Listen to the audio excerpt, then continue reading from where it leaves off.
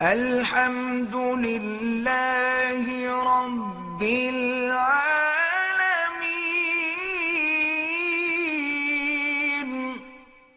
ہمارے ہاں دعائیں مانگنے کا رواج بولو بھائی ختم ہو گیا، دل ہی نہیں لگتا دعا میں، ایسی بے رخی سے مانگتے ہیں، اتنی بددلی سے مانگتے ہیں کہ اس طرح تو انسان کسی سے قرضہ بھی نہیں مانگتا۔ اور وجہ یہ ہے کہ شیطان نے یہ بات دل میں ڈالی ہوئی ہوتی ہے کہ میں مانگ رہا ہوں مگر میری دعا قبول نہیں ہوگی۔ اگر ہمیں پتہ چل جائے نا جو مانگ رہا ہوں وہ قبول ہو رہا ہے تو پھر دیکھو بیٹھ جائیں گے، سب بیٹھ جائیں گے مسلح سنبھال کے۔ شیطان نے دل میں یہ بات ڈال دی ہوتی ہے کہ تم جو کچھ مانگ رہے ہو وہ ملتا تو ہے نہیں، جو کچھ مانگ رہے ہو وہ ملتا۔ بھائی اگر ہم مانگتے ہیں اللہ مجھے جاب دلا دے اور 1 تاریخ کو اپوائنٹمنٹ لیٹر آ جاتا، سبحان اللہ، دعا قبول ہو رہی ہے۔ بے روزگار آدمی خود بھی مانگ رہا ہے، مولوی صاحب سے بھی کہتا ہے میرے لیے دعا کرو، مگر جو بے روزگار ہے وہ بے روزگار کا بے روزگار ہی رہتا ہے۔ نظر تو یہی آ رہا ہے نا، کوئی مریض ہے ہسپتال میں، اس کی شفا کی دعائیں ہو رہی ہیں، وہ مریض کا مریض ہی رہتا ہے۔ کیا خیال ہے بھائی؟ دعا مانگتے ہیں اللہ ابا کو ٹھیک کر دے، مگر ابا ٹھیک ہونے کا نام بول لو نا، کیا ہو گیا؟ نہیں لے رہے۔ خود اپنے لیے دعا مانگتے ہیں اللہ میرا یہ کام کر دے، وہ بھی نہیں ہوتا، یہ کام کر دے، وہ بھی نہیں ہوتا، ہو تو کچھ رہا نہیں ہے، تو بیٹھ کے لمبی لمبی دعائیں مانگنے سے فائدہ کیا؟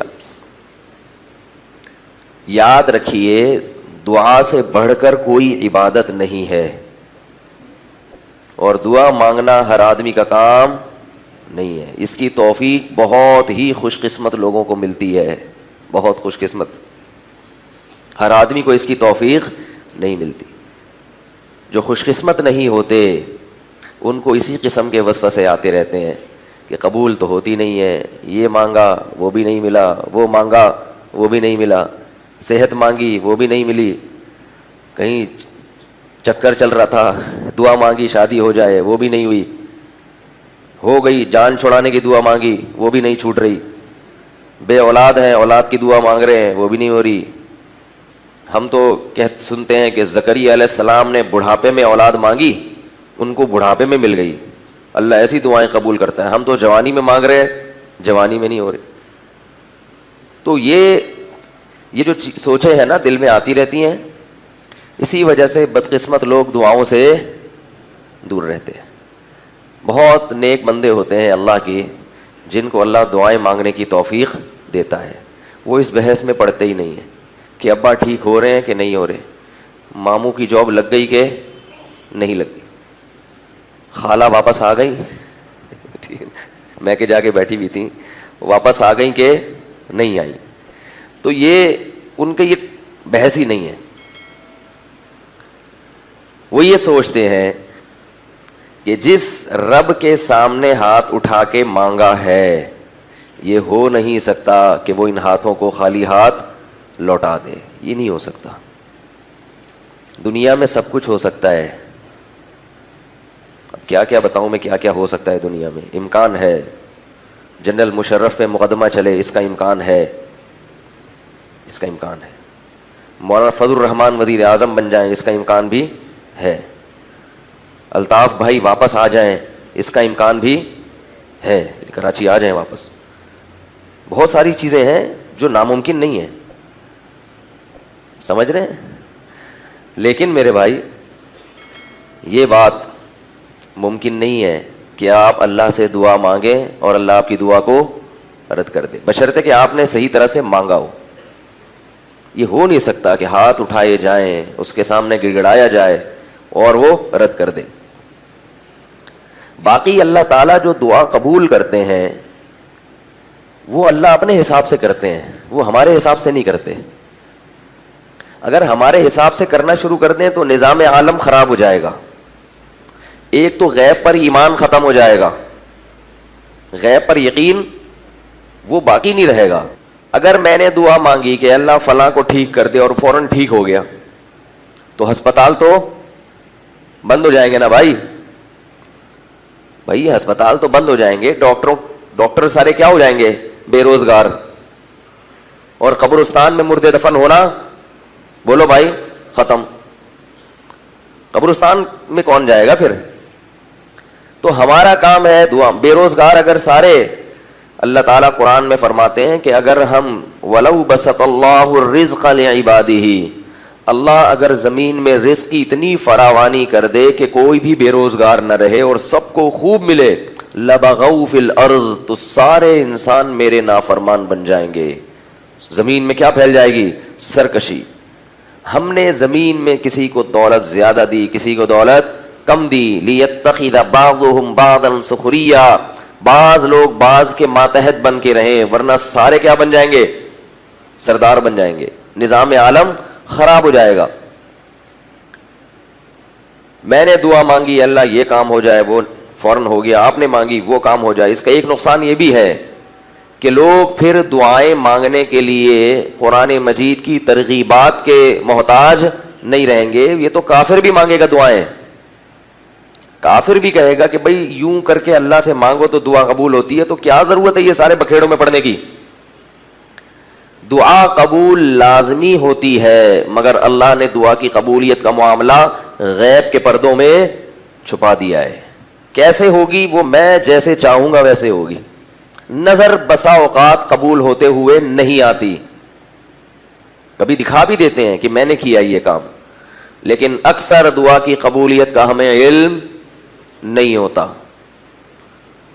لہذا نیک لوگ اور خوش قسمت لوگ جو اللہ سے خزانے لینا چاہتے ہیں وہ دن رات دعائیں مانگتے ہیں اللہ سے, خوب گڑ گڑاتے ہیں.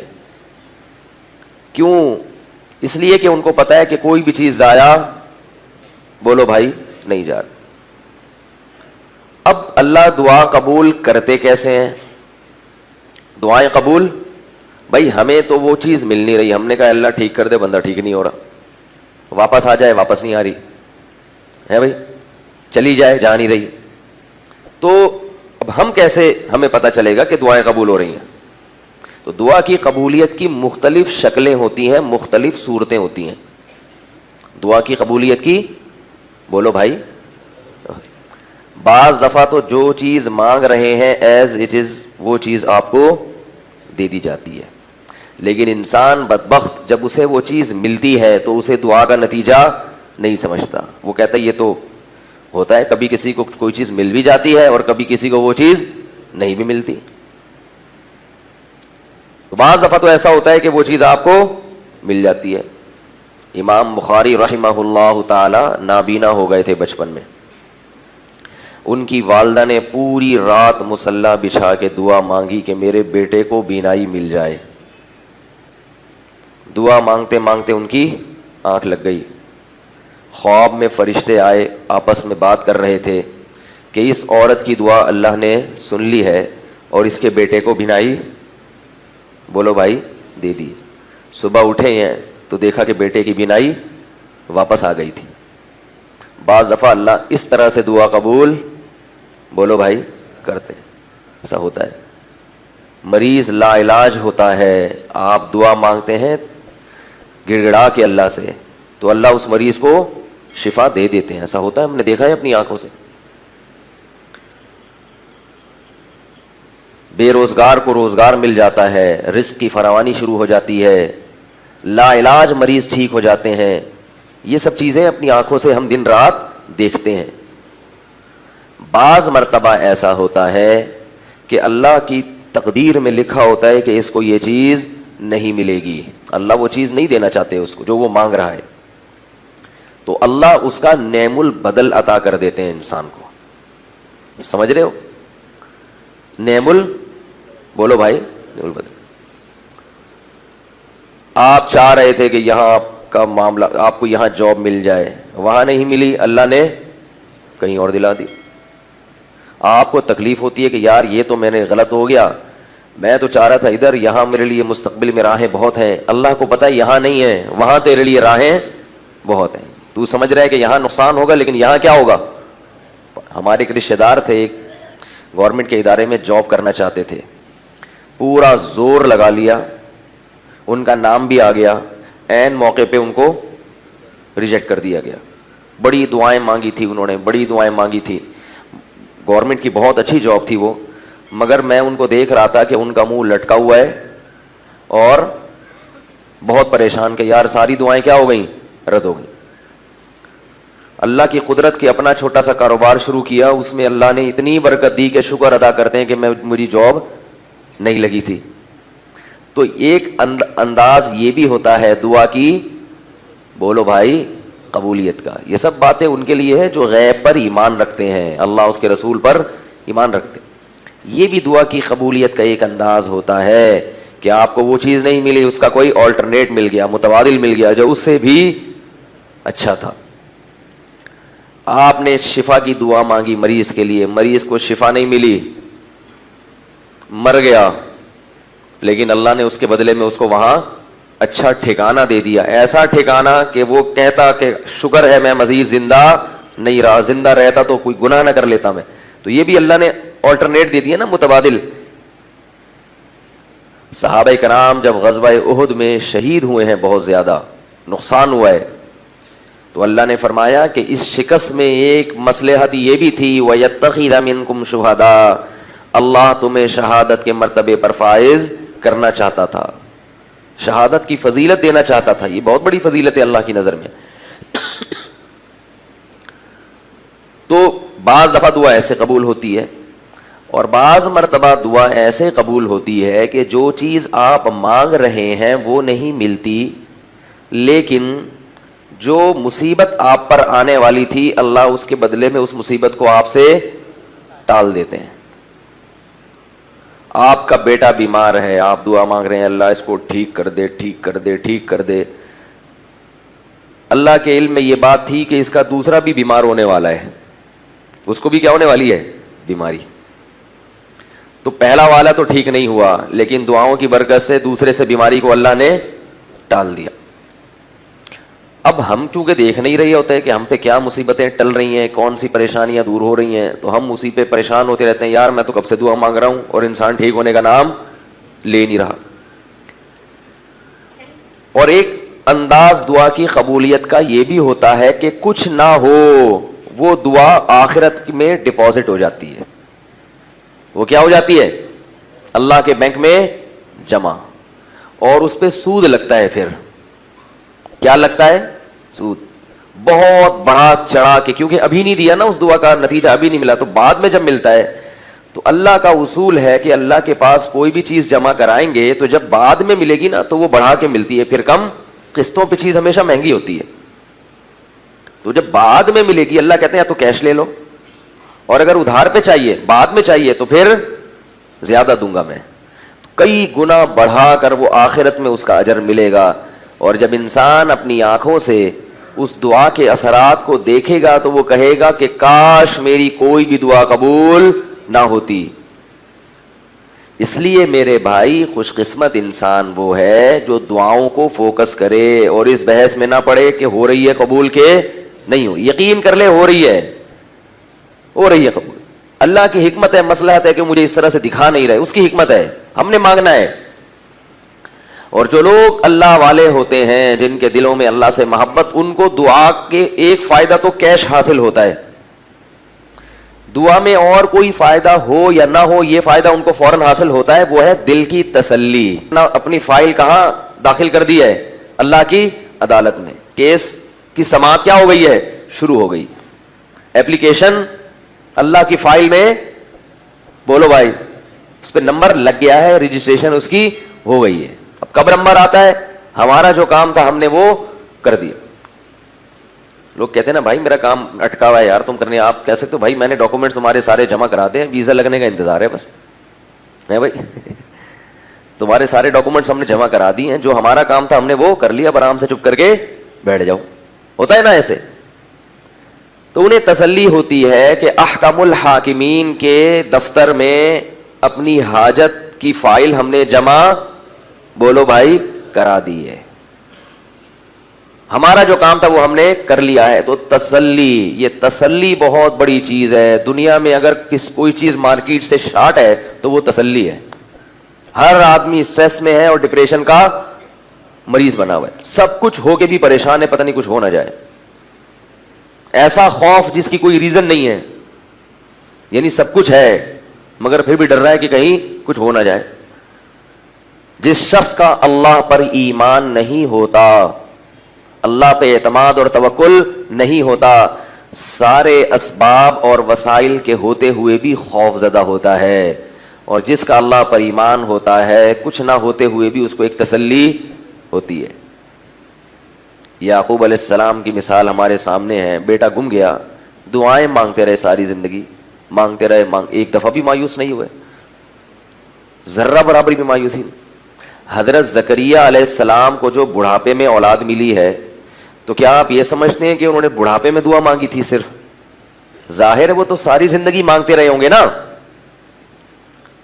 بھائی. زکریا علیہ السلام کو اولاد کی خواہش تو اسی وقت سے تھی جب سے ان کی شادی ہوئی تھی, اسی وقت سے اولاد مانگ رہے تھے کہ مجھے اولاد چاہیے, مجھے اولاد چاہیے, میرا والی وارث چاہیے, میرا والی وارث چاہیے.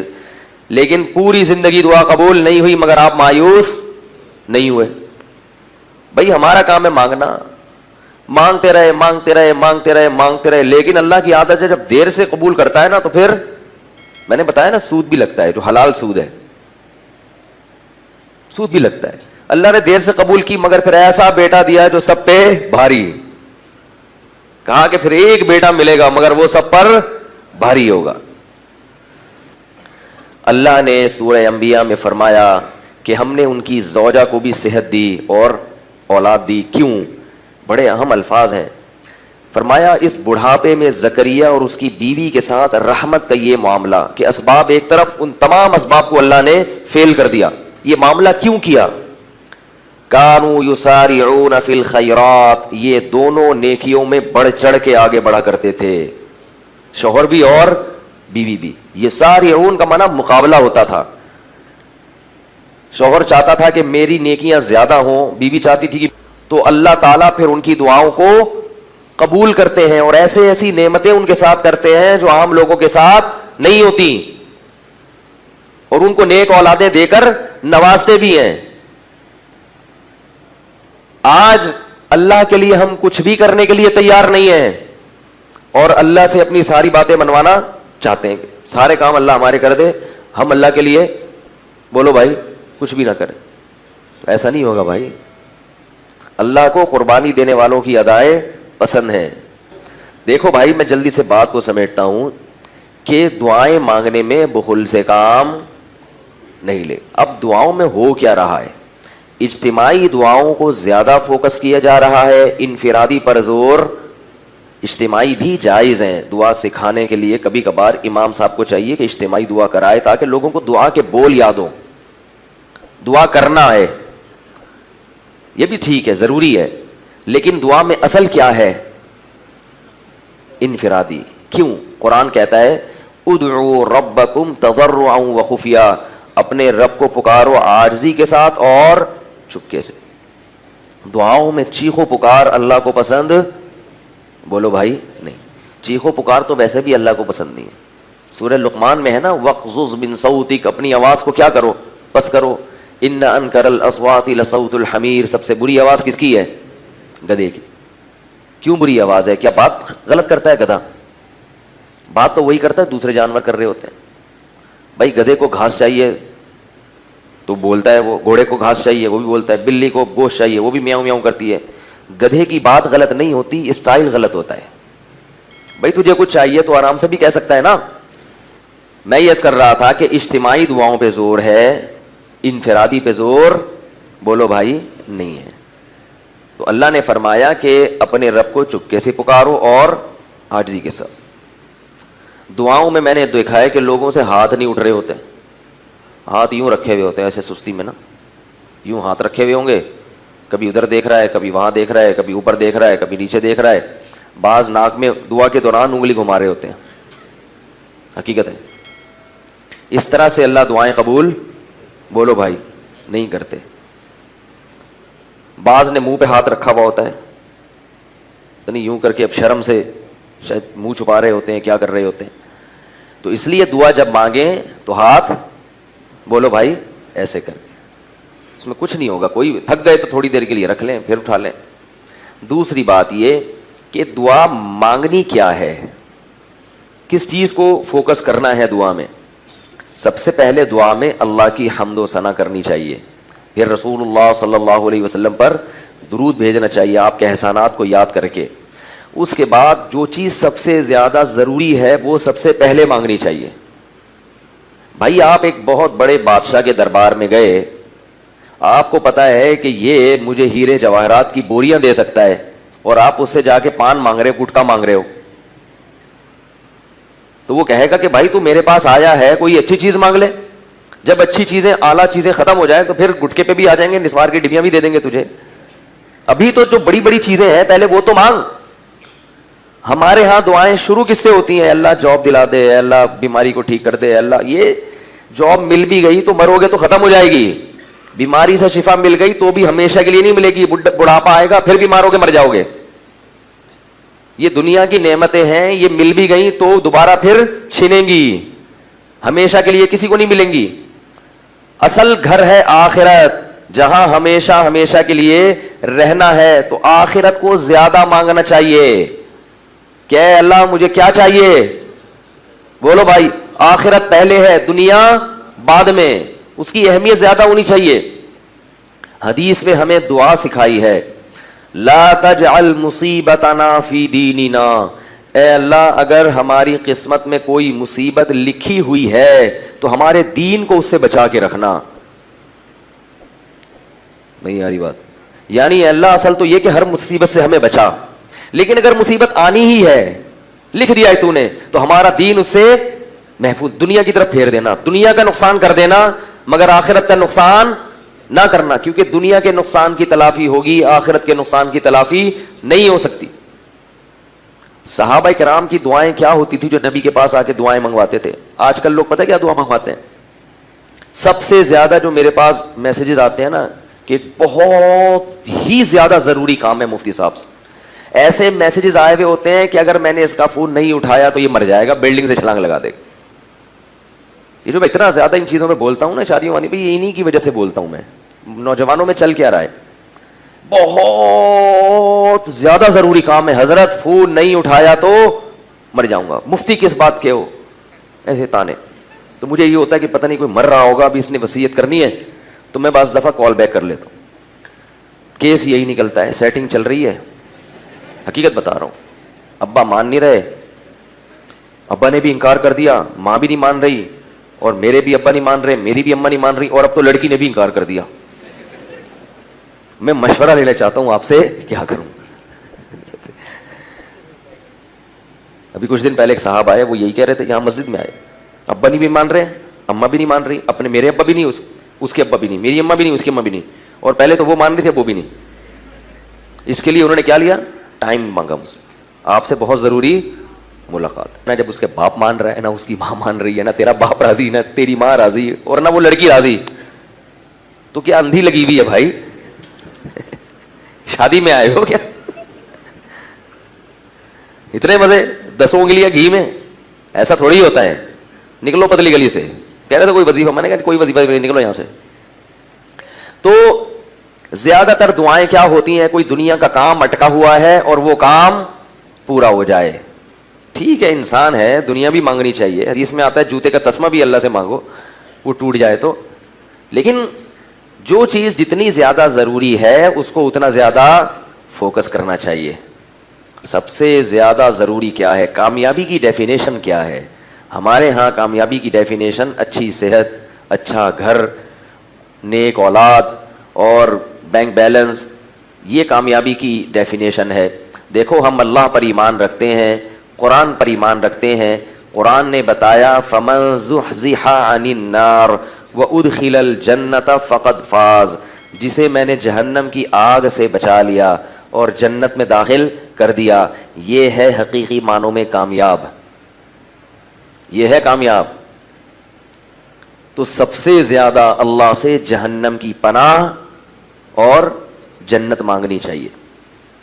سب سے زیادہ, اے اللہ مجھے قبر کے عذاب سے بچا, میدان حشر کی سختیوں سے بچا, وہ دن جو انسان کو بوڑھا کر دے گا. اے اللہ مجھے جہنم کی آگ سے بچا.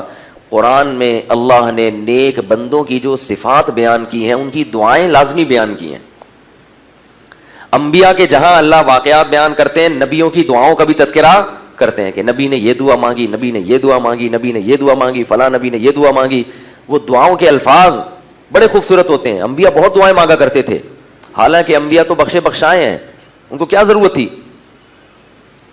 تو اللہ نے اپنے نیک بندوں کی دعاؤں میں جو نیک بندوں کا جو تذکرہ کیا نا سورہ فرقان کا آخری رکوع, وعباد الرحمن الذین یمشون علی الارض ہونا واذا خاطبهم الجاہلون قالوا سلاما والذین یبیتون لربهم سجدا وقیاما والذین یقولون ربنا اصرف عنا عذاب جہنم ان عذابها کان غراما انها ساءت مستقرا ومقاما.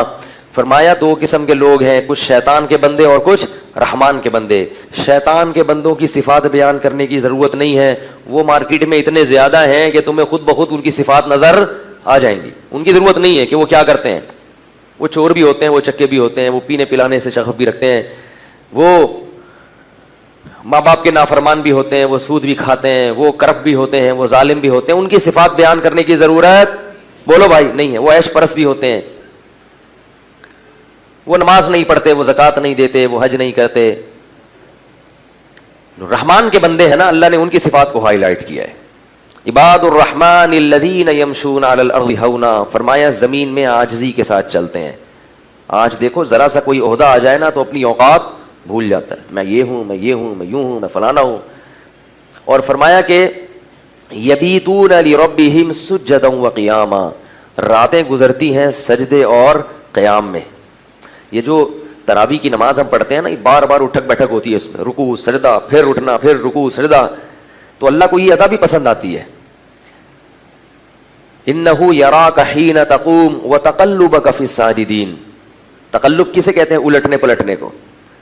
اللہ نے اپنے نبی کو تسلی دی کہ آپ غم نہ کریں, جب آپ نماز کے لیے کھڑے ہوتے ہیں نمازیوں کے درمیان تو اللہ آپ کے اس عمل کو دیکھ رہا ہوتا ہے, اور سجدہ کرنے والوں میں آپ جو الٹ پلٹ رہے ہوتے ہیں بار بار سجدے رکوع صحابہ کے ساتھ, اللہ اس عمل کو بھی بولو بھائی دیکھ رہا ہوتا ہے. تو یہ تراویح میں اس کی بڑی اچھی مثال ملتی ہے کہ بار بار سجدہ پھر رکوع پھر سجدہ پھر رکوع پھر قیام. تو یہ جو الٹنا پلٹنا ہے, تقلب ہے, اللہ اس عمل کو دیکھ بھی رہے ہوتے ہیں اور دیکھ کر خوش بھی ہو رہے ہوتے ہیں, اور خاص اپنے پیغمبر کو اللہ بتا بھی رہے ہیں کہ میں اس عمل کو دیکھ رہا ہوں